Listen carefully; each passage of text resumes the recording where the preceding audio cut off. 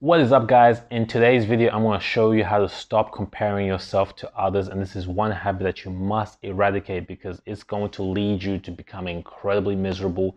So many people wake up at age 80 and realize that they've lived the wrong life, that they've chased the wrong things because they're too busy comparing themselves with others. We don't want to do that, so let's jump into it. There was an interesting study that was done a while back on Olympic medalists. And what they did in this study was they took pictures of Olympic medalists precisely at the moment when they won the event. So if it was the 100-meter sprint, it was the moment when they either came first, second, or third, gold, silver, or bronze.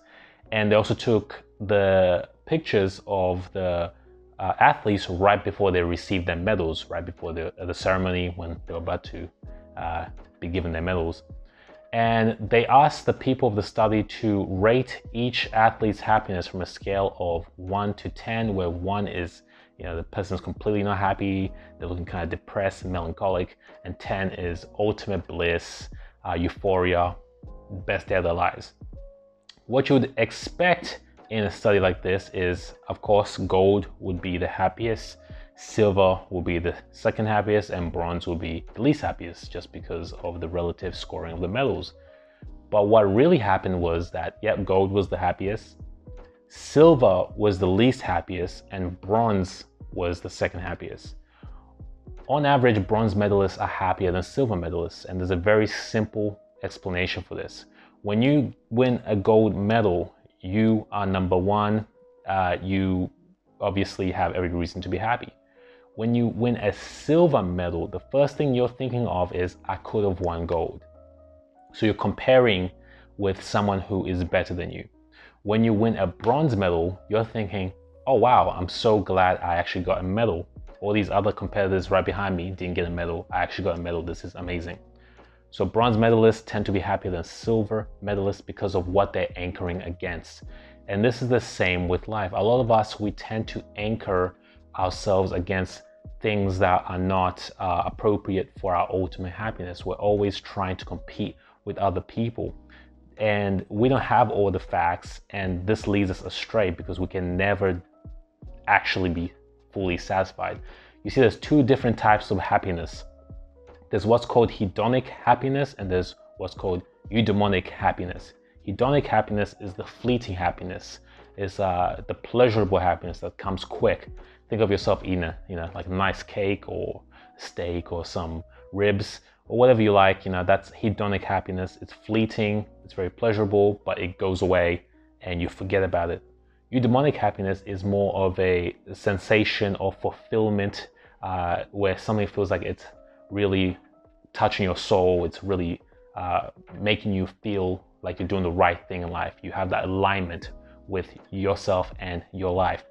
So eudaimonic happiness is perhaps working for a particular charity and seeing the people's faces when you're helping them out, or building a business that is incredibly beneficial to consumers, or acquiring a skill set that took you many years to develop and you finally master it. That's eudaimonic happiness. So when we compare ourselves to others, we are falling into the trap of hedonic happiness, and we're always going to be comparing ourselves to others because there's always someone who is ahead. And I realized this a couple years ago.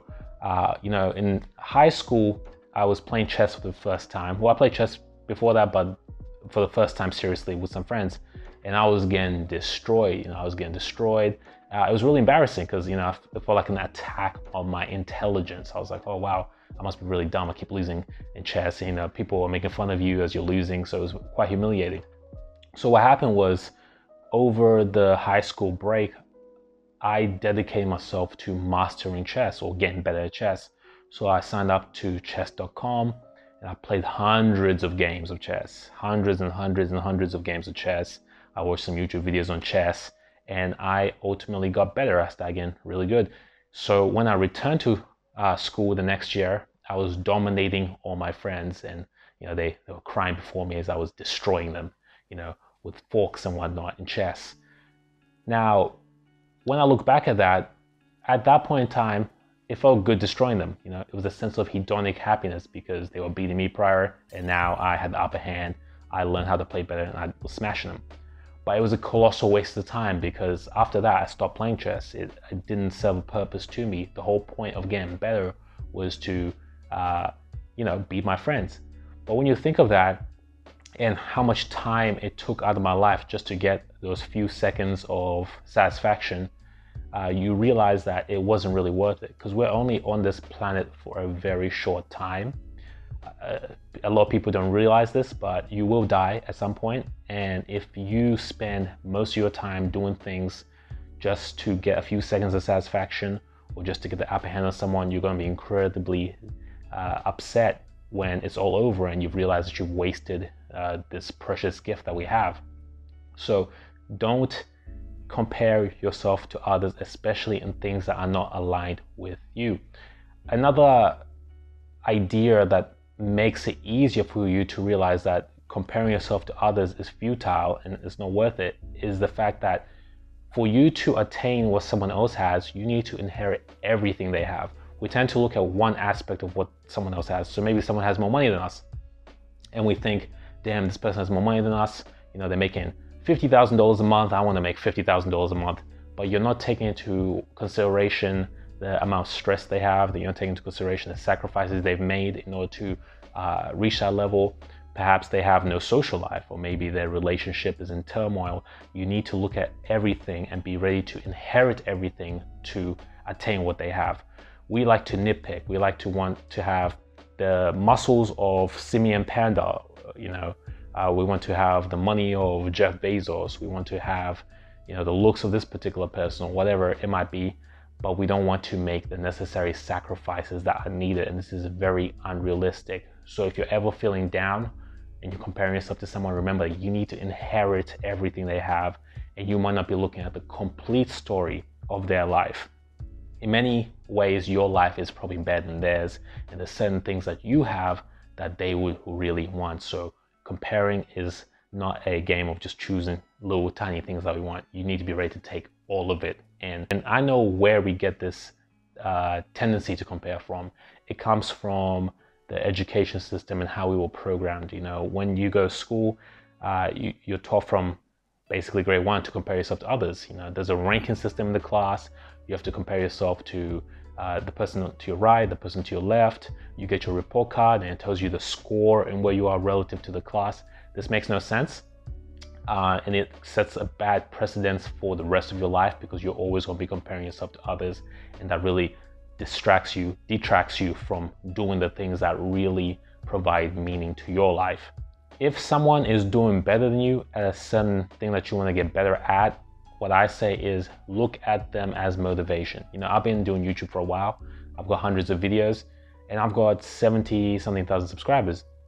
Now I also fall into the trap sometimes of comparing myself to other YouTubers. And I'm like, damn, this person's only uploaded, 20 videos. James Jennings only uploaded 20 videos and he's got like 800,000 subscribers. Or this person is uploading these dumb videos and they got 2 million subscribers. But this is a trap. This is something that you need to avoid, because once again, you don't have the whole story. Instead, look at that person as motivation. They're showing you that this is possible. It is possible to get 1 million subscribers just off 20 videos. It is possible to get, 3 plates on the bench press for 10 reps. It is possible to make $1 million in 2 weeks. It's all this is possible. Use as motivation to help you take the necessary steps to better yourself. If you do need to compare, only compare against yourself and where you were yesterday.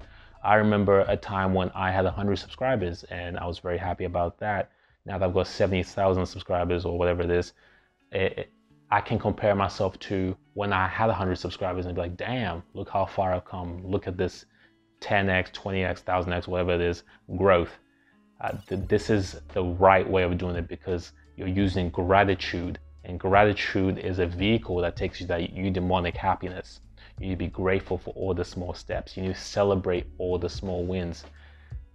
Take out your calendar and schedule once a month or once every 2 weeks, periodically, to take some time off to just look back at your life, to look back at the progress you've made in whatever you're doing, and celebrate and think, wow, I've actually really accomplished a lot here.